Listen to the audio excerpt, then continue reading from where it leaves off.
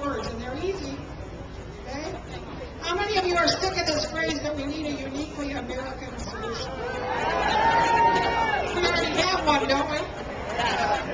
Okay, here's the new words. Happy birthday, dear Medicare. You're red, white, and blue. You're uniquely American, and we all want you to. Can we do that? All right, here we go. Happy birthday, dear Medicare. You're red, white, and blue. Uniquely American, and we all want you to.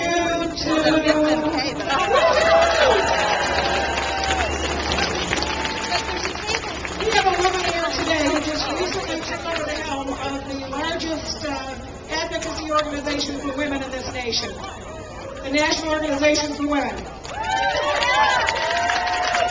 In case you hadn't noticed, the insurance companies have been a little harsh on women over the last 5 decades. And it has to stop, and it won't stop if we expand this system. So I'd like to welcome to the stage Terry O'Neill, the newly elected president of the National Organization for Women.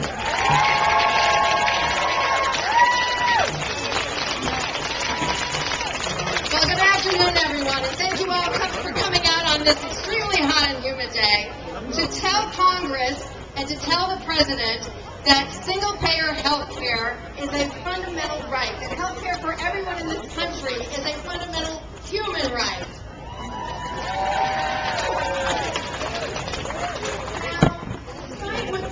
Yeah, can you hold this for a second? I need to get some water. Health care includes the full range of reproductive health services for women. That is our constitutional right and our fundamental human right as well.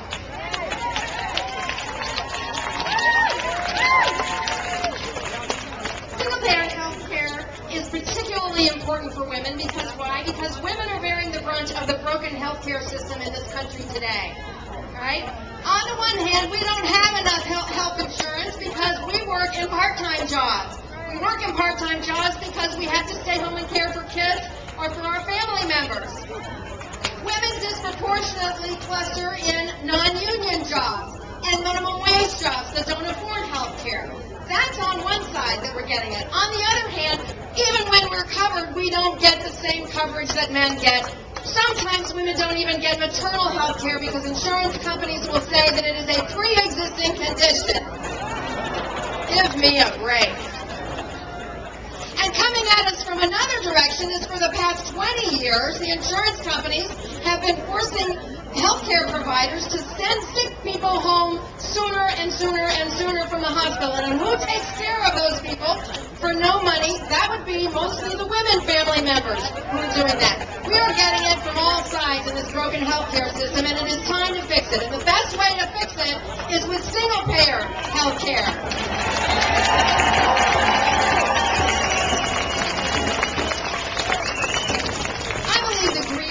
The dominance of the private health insurance industry is a symptom of and a major contributor to the massive inequality that is entrenched in our society. Single-payer health care promotes justice for all, and the National Organization for Women will stand with you and work with you until we get it in this country. Thank you very much.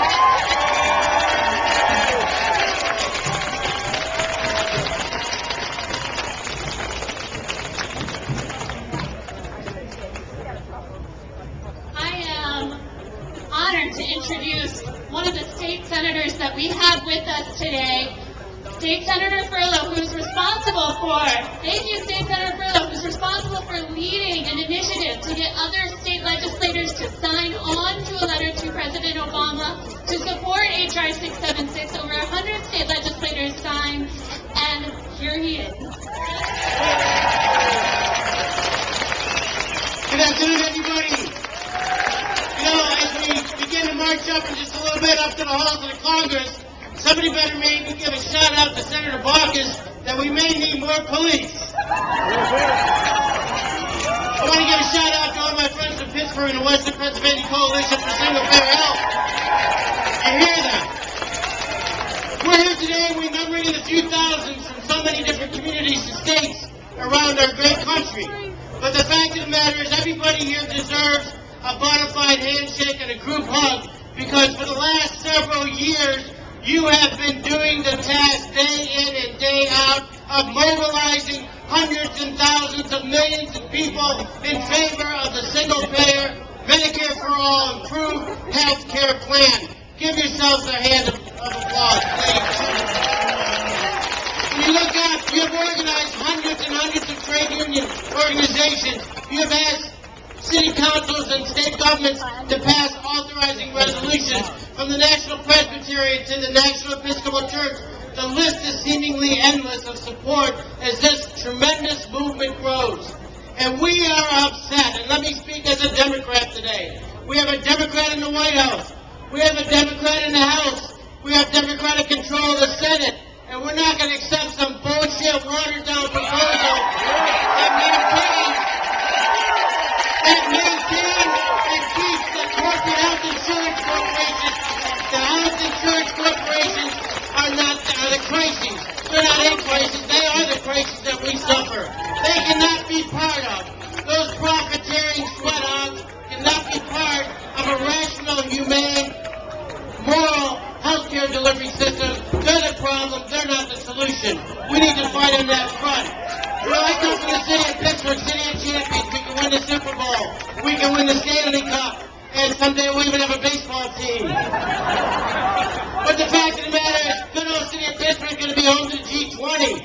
And is it not ironic that as we host the G20 nations of the world, September 24th and 25th, that most of those industrialized nations have a single-payer national health care plan, and we got focus. We need to turn that around. I want you to come to Pittsburgh, and whether you're fighting for economic worker justice, whether you're fighting to get us the hell out of Iraq or Afghanistan, whether you're fighting for climate justice, you need to be in Pittsburgh on G20 with these banners for single-payer national health care. We need action from the Democratic control of the House, the Senate, and the White House, and we're not going to accept anything less than progressive social change. And I'll be honest, I am fearful. I am fearful that the Democrats are going to be labeled as those that have bailed out Wall Street in the last year instead of Main Street. So they better start shaking away. They better start putting a people's platform forward that has at its core the need for